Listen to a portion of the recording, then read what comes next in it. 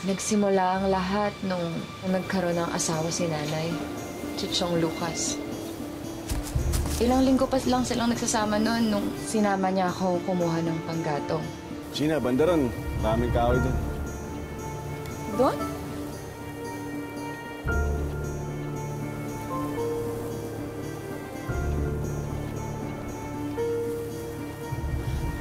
Chong? Chong, ano pa? Chong, bitawan niyo po ako, Chong! Chong!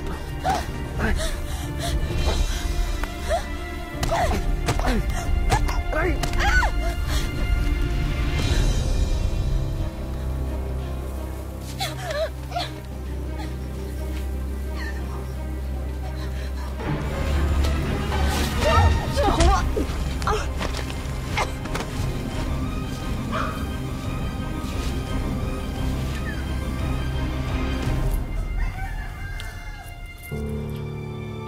Kaya ko. Kailangan kong kayanin. Kailangan. Dito sa Wish Ko Lang, libre ang mangarap. Pero kadalasan, dumaranas daw muna ng mga pagsubok bago makamit ito. Gaya ng tampok naming kwento ngayon. Tila pinagkaita ng pagkakataon. Pero sa huli, katuparan ng pangarap ang isusukli ng pag-asa. Magandang hapon po mga kapuso. Ako po si Vicky Morales at ito ang Wish Ko Lang. Nang makauwi kami, gusto kong sabihin kay Nana yung nangyari.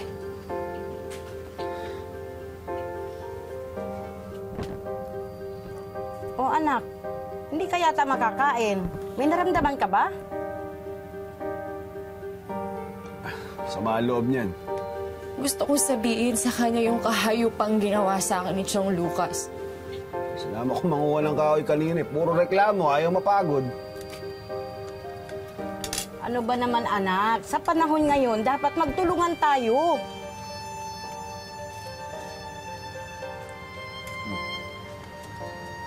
Sige, iyak-iyak ka?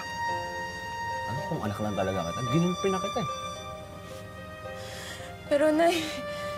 Tapos, tatanga-tanga pa kanina. Ngayon, nadapa. Sugatan, naps ngayon, ako sinisisi. Aba, Shena, sumusobra naman yata yung kaartihan mo sa buhay mo.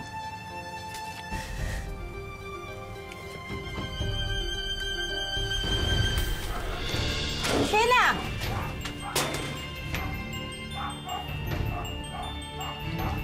Ayan, yun na siya. O ano? Punta na akong palengke. Ay, sige ho, naingat kayo. O, sige. Pakibilan na rin ako ng gin, ha? O, sige. Maraming beses ding naulit ang kahayupan ni Chong Lucas. Tuwing umaalis si Nanay, gumagawa siya ng paraan na masarili ako.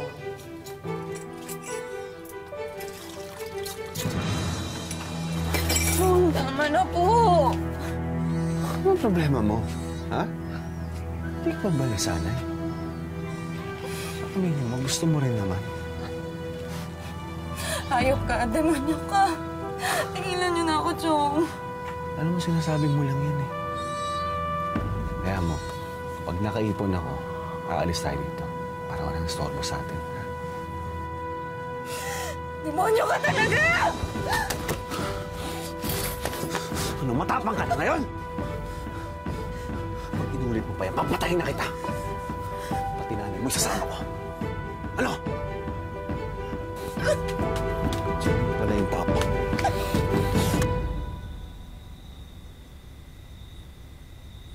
Isang gabi, tumakas ako sa amin. Walang ibang dala kundi ilang pirasong damit. Alam ko na hindi sasaktan ni Chong si Nanay kapag wala na ako. Dahil si Nanay ang bumubuhay sa kanya. Naisip ko na bahala na ang Diyos sa kanya at bahala na rin ang Diyos sa akin.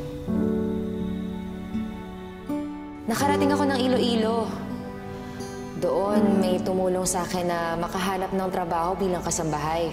Ito po yan. Kaya tayo. Po. Sinuwerte ako sa unang pagkakataon sa buhay ko. Nakahanap ako ng pamilya na mabait at halos kamag-anak na ang turing sa akin.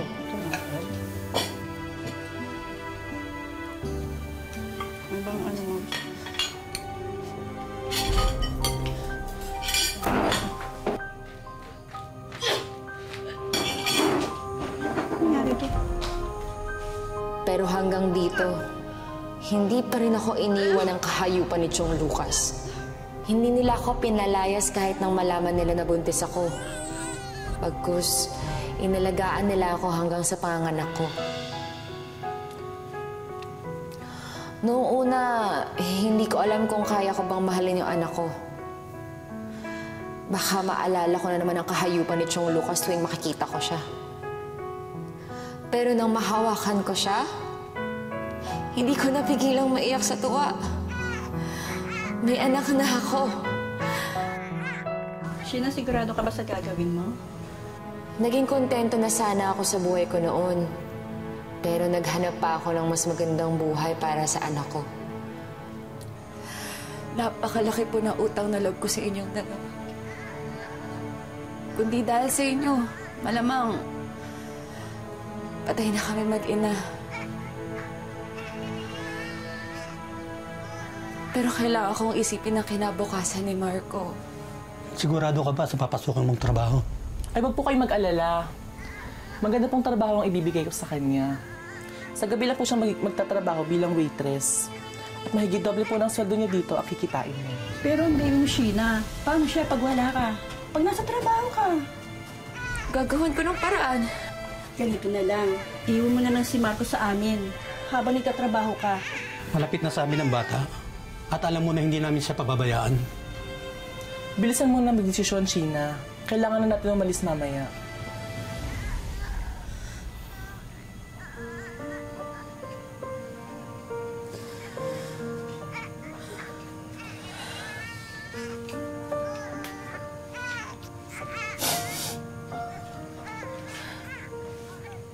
Anak.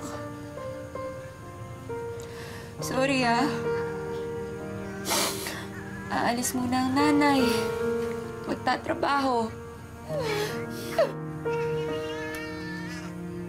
Huwag ka mag-alala, hindi namin pababayaan ang anak mo, Sheena.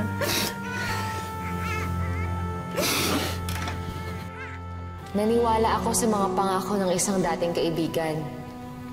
Nasilaw sa alok na kikitain. Pasok ka. Umupo ka.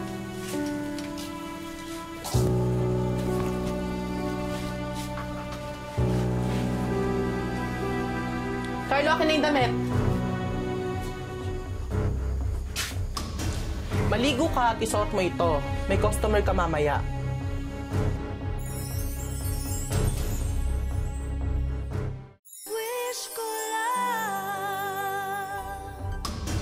Maligo ka at isuot mo ito. May customer ka mamaya. Choco, nasa na yung restaurant na sinasabi mo na pagtatrabahuhan ko? Ihanda mo nga to. Ang masusugatan ng mukha, okay? Maligo ka at magbihis. Mamaya, may darating na gusto dito. Ha? Gawin mo ang kahit anong gusto nila. Ha? Kahit ano!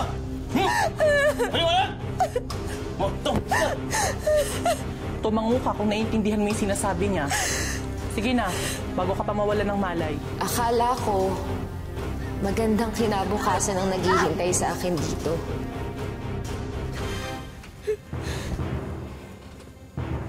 Boss. Bagong-bago yan. Pwede umama kayo. Tandaan mo yung mga sinabi ko. Gawin mo ang kahit anong magawa sa'yo, ha? Pwede kitang papatay dito. Walang nakakalam. Tandaan mo yan. Boss!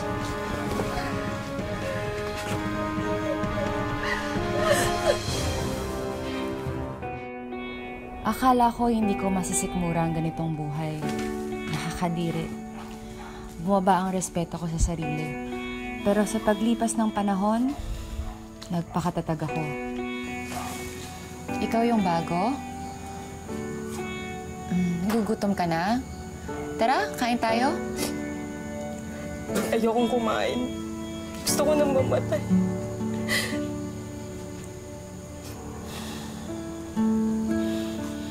Alam mo, ganyan din ang naiisip ko nung una. Pero pinili kong mabuhay. Kasi may anak akong naghihintay sa akin sa labas eh. Inisip ko na lang na lalampasan ko rin to, alang-alang sa kanya.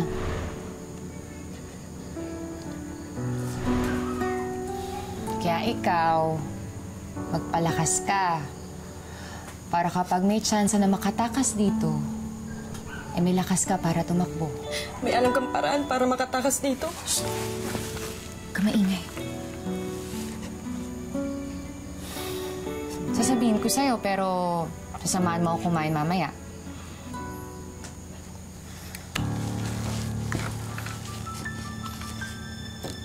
May sikretong labasan dito sa likod ng cabinet kung saan tumatakas sila Choco kapag nagkakarib.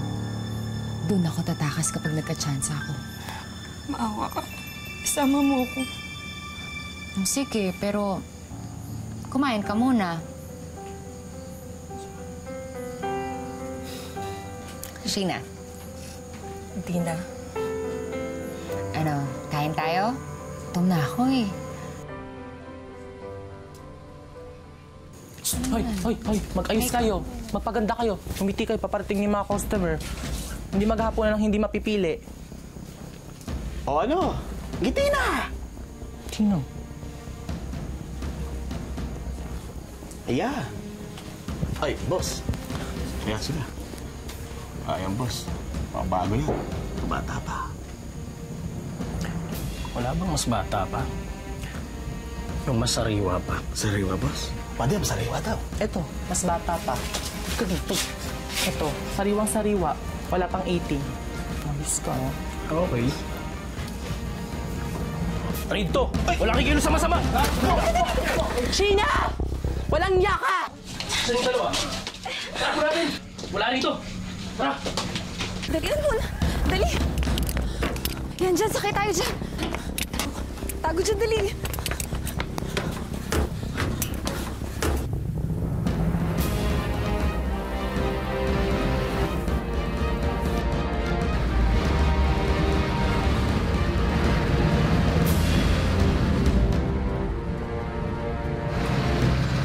Wala na sila. Umuwi sa kanila si Dina. Ako naman, ilang linggong namasukan bilang labandera. Niligawan ako ni Alex at hindi nagtagal, sinagot ko din siya. Sinabi ko kay Alex ang lahat ng karanasan ko, pero tinanggap niya ako ng buong buo. At ngayon, iniuwi na niya ako sa bahay niya para magkasama na kami. Sina, nanay ko. Mano po?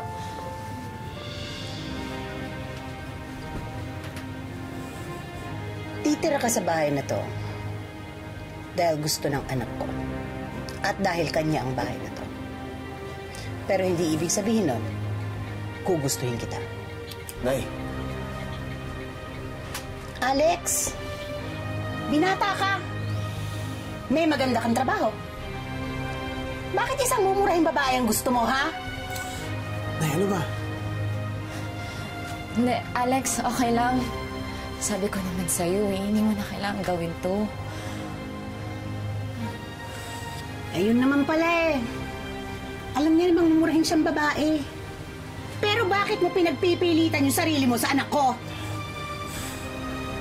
Nay, mahal ko ho siya. Dito siya titira. Bubuo kami ng pamilya. At kung hindi niyo tanggap yun, pwede na bumalik sa probinsya. Bahala ka.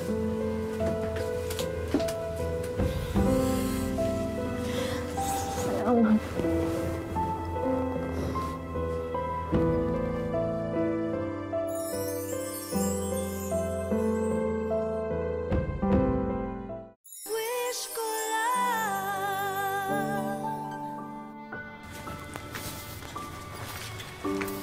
Oh, mahal, wag ka masyadong magpapapawis dun, ha? Mahal, uwi ka ba mamayang tanghali? Pagluluto kita ng paborito mo. Siyempre naman. Sandali lang ako mamamasada. Tsaka namimiss agad kita eh. Bulero mo talaga. Siya nga pala, nais mo na ba yung pagbabakasyon ng anak mo dito? Si Marco? Oo, di ba napag-usapan na natin yun? Pag maayos ka na, imbita mo siya dito para magbakasyon. Para magkaayos kayo. Gusto ko sana, pero paano ni nanay mo? Ako na ang bahala kay nanay, ha? Ayusin mo na lang yun. Okay? Salamat. Salamat talaga. Mahal kita. Kaya gusto ko masaya ka. Sige na, yes na ako. Pahinga ka dyan, ha? Sinong mag-aakala na may iibig pa sa isang tulad ko? Isang babae na naging laruan ng iba't ibang lalaki. Pero sa kabila ng lahat, tinanggap niya ang aking nakaraan at pinili akong maging kabiyak para bumuo ng pamilya. Ang galing mo talaga magpaikot sa anak ko, no? Sa bagay, maraming taon ka rin namang nakapag-practice sa ibang lalaki. Piruin mo, pati yung anak mong bastardo, makakarating dito. Alam nyo, nung inaya ko ni Alex na tumira dito, tumanggi ako. Dahil ayoko mag-away kayo. Pero, nung nakikita ko yung ugali niyo po, mas mabuti pa nga naghiwalay na lang kayo ni Alex. Ayun! Eh, di lumabas din ang totoo, ha? Gusto mo talaga kami paghiwalay mag-ina? Matagal lang gustong humiwalay sa'yo ni Alex, pero hindi niya makaya ugali niyo. Eh, ikaw, sa palagay mo pag nalaman ng anak mo kung anong totoo mong ugali, hindi ka niya ikakahiyak? Pag nalaman ng anak mo kung sino ka, kung ano ka, malalaman niya, isa kang saksakan ng mumurahing babae. Mumurahing babae? Saksak mo yan dyan sa ulam mo. Hmm?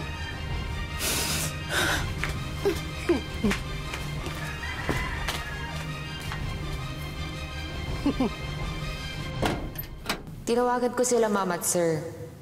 Inayos ang pagbisita ni Marco dito sa amin. Si Alex nga mismo ang sumundo sa kanya eh.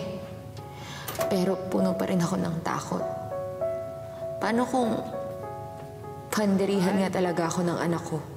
Mahal, nandito na kami. Ay, gawin mo.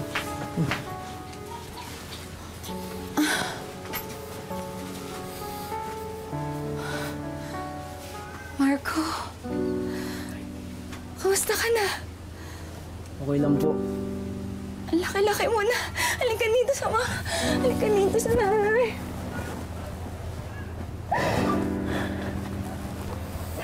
Anak, ang gwapo-gwapo naman. Upo ka muna.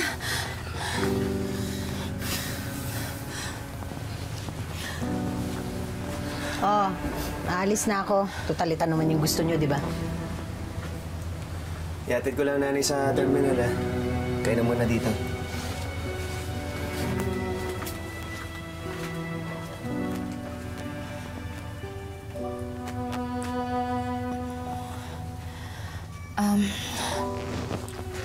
Anak, nagugutom ka ba? Kumain ka na ba? Nauuhaw ka? May kalamansi juice doon. Gagawan kita. Gusto mo? Ha? Sige ka lang, ha? Hindi ako mahilig sa maasim. Kung ikaw nang palay sa akin, eh di sana alam mo yun. Anak, huwag ka naman ganyan sa nanay. Saan ko pwedeng iwan itong mga gamit ko? Doon, nak.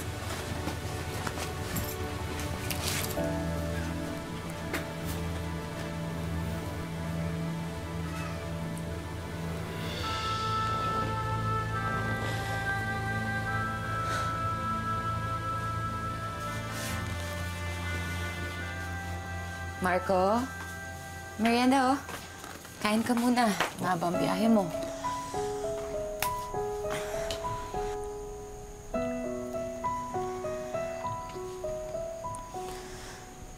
Alam mo, nak, tama ka. Marami akong hindi alam sa'yo. Dahil wala naman talaga ako nung lumaki ka. Pero hindi pa naman nahuli ang lahat, diba? Pati pa natin makilala ang isa't isa. Sasabihin niyo na po ba sa akin kung sino ang tatay ko?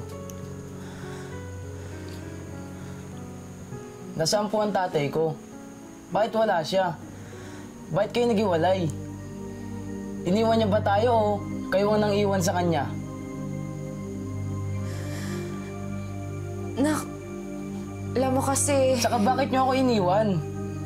Saan kayo nagpunta nito nagdaang 16 na taon? Anak, hindi ba yata ngayon ang tamang panahon para malaman mo lahat? Hindi niyo sasabihin sa akin? Bakit niyo pa ako pinapunta dito? Marco!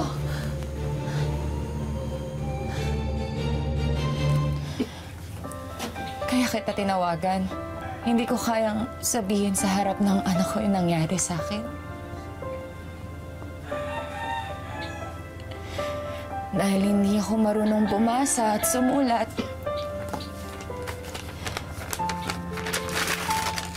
Kaya ikaw na lang ang magsusulat ng buhay ko. Pati na rin ang kwento ng buhay niya.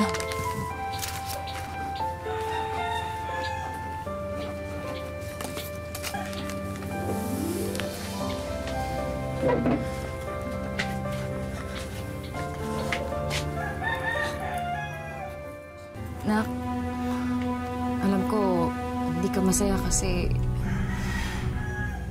hindi ko nabigyan ng sagot yung mga tanong mo. Eh, ikaw! Sa palagay mo, pag nalaman ng anak mo kung anong totoo mong ugali, hindi ka niya ikakahiya?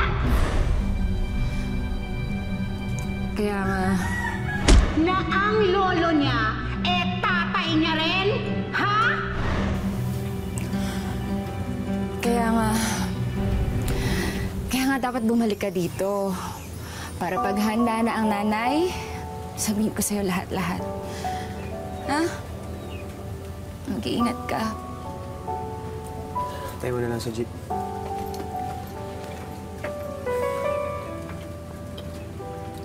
Mahal. Okay ka lang ba? Ihatid ko lang siya.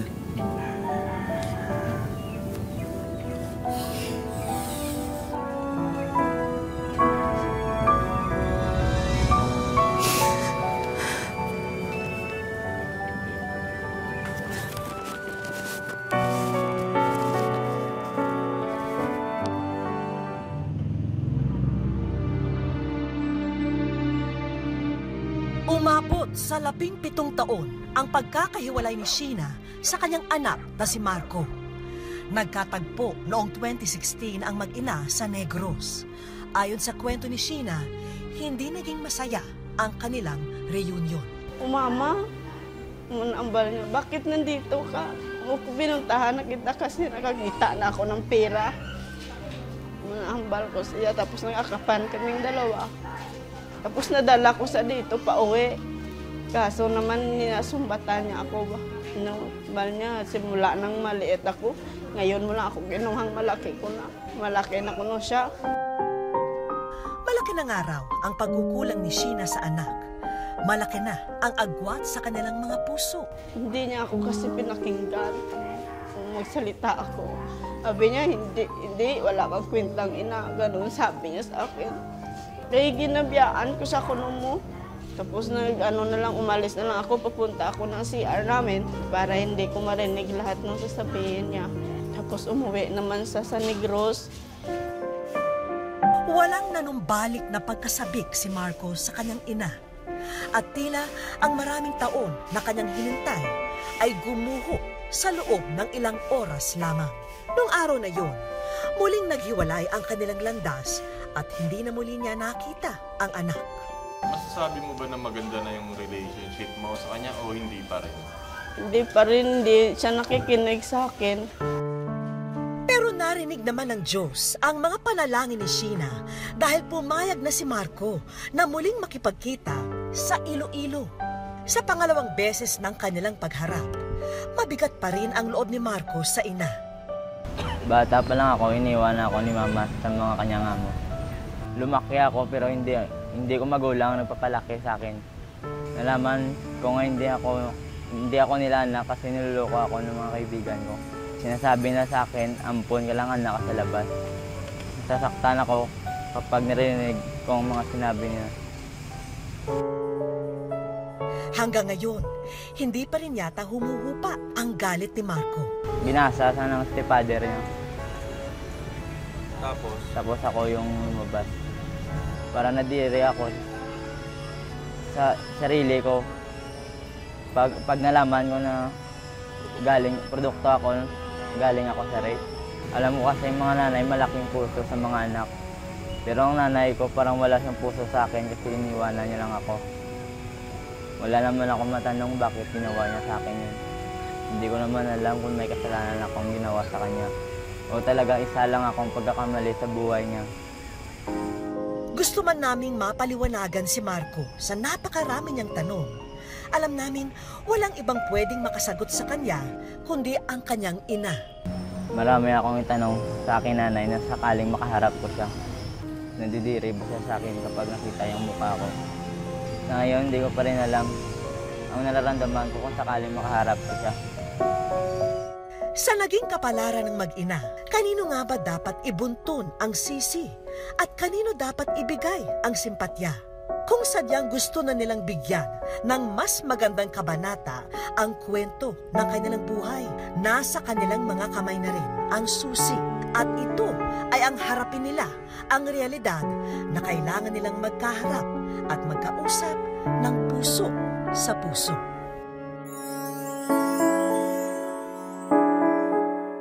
Sa aming pagbabalik, Wish ko lang masaya kasi natutupad ng wish ko.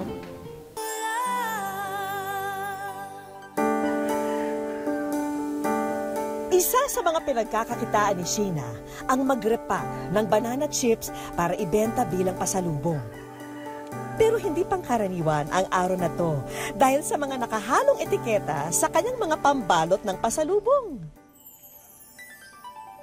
Wish ko lang masaya kasi natutupad ng wish ko dahil makasama ko ng anak ko.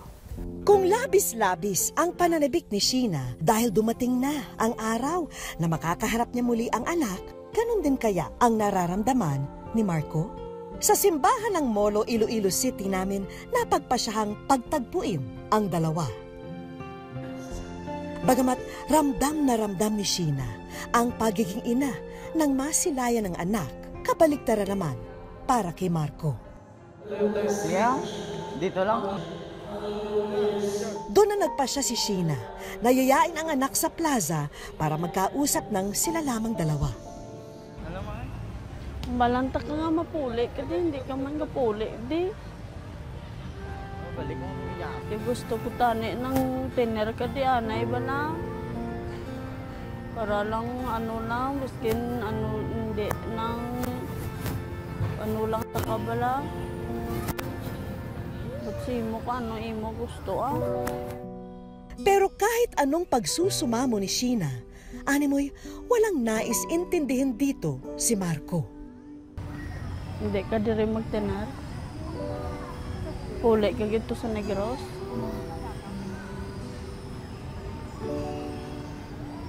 Gusto ko tani diri ka anay biskin pila lang kabulan. Pero sa pagkakataong ito, hindi na papayag si Sheena na malalayo pang muli sa kanya ang anak na si Marco. Kailangan niyang ipaliwanag sa anak ang tunay na nangyari kung bakit sila nagkahiwalay. Hindi ang balan ko manasa. Kaso parang ayaw yung makinig minsan. Dito na niya ipinaintindi kay Marco kung bakit siya naiwan sa mga amo noon. 13 anyos lang si Sheena nang mabuntis at maging ina. Kaya natatakot siya sa kapakanan ni Marco, lalo na kung walang mahanap na trabaho at baka tumira lang sila sa lansangan noon. At ang pinakamainam na gawin ay ibilin ang anak sa mga taong may sariling bubong na tinutuluyan at may pagkain sa hapag. Napansin naming nagbago ang ihip nang kunin ni Marco ang kamay ng ina para hawakan ito. Ilang sandali pa, si Marco na mismo ang umakbay sa kanyang ina. Hindi ko po inaasahan na mabawasan ang galit ko sa aking nanay. Ngayon ko lang pala naisip na galit po ako sa iyan sa maling dahilan. Pero alam kong dadating ang araw na patuluyan ko siyang mapatawad. At dahil everybody happy na, mabuti pa'y ibigay na natin ang aming regalong financial assistance para sa mag-ina. Tulong sa kanya at pang negosyo. Hindi mo na kailangan gastusin sa negosyo ang perang yan dahil nakahanda na ang bago mong bigasan na ipapauwi namin sa inyo. Masayang-masaya dahil may pangkabayan ako. Dahil pabalik rin mo po yung mundo, siya po talaga yung nanay ko. Madalas natin tawagin na ilaw ng tahanan ang mga ina. Sila kasi ang nagsisilbing liwanag ng ating buhay. Ngunit kung may mga pagkakataon na humihina ang tanglaw nito, hindi raw ibig sabihin ay naglaho na rin ang ningas ng pagmamahal ng isang ina. Lahat ng kaganapan sa ating buhay ay may dahilan. Kailangan lang magpakatatag at magtiwala sa biyayang dulot ng kabutihan. Hanggang sa susunod na Sabado mga kapuso, ako po si Vicky Morales at ito ang Wish Ko Lang.